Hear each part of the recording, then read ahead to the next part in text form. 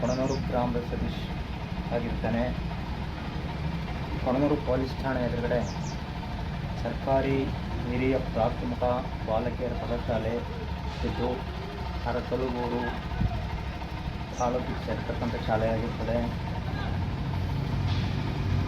ಸದರಿ ಶಾಲೆ 100 ವರ್ಷದ ಹಳೆಯ ಸ್ಕೂಲ್ ಬಿಲ್ಡಿಂಗ್ ಆಗಿದ್ದು, ಸದರಿ ಶಾಲೆಯನ್ನು ಸಂಬಂಧಪಟ್ಟ ಅಧಿಕಾರಿಗಳು ನಿರ್ವಹಣೆ ಮಾಡದೆ ಸದರಿ ಶಾಲೆಯನ್ನು ಬೇರೆ ಕಡೆಗೆ ಬದಲಾವಣೆ ಮಾಡಿರುತ್ತಾರೆ.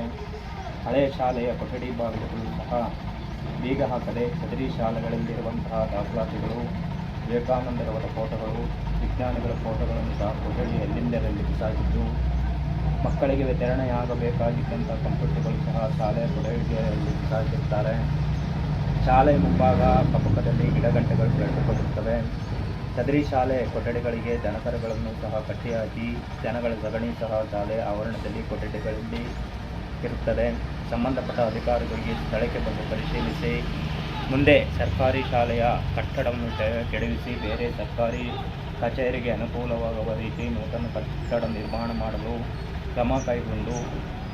ಕ್ರಮ ಕೈಗೊಳ್ಳಬೇಕೆಂದು ಸಾರ್ವಜನಿಕರ ಪರವಾಗಿ ನಾನು ಪ್ರಾರ್ಥಿಸಿಕೊಳ್ತೇನೆ.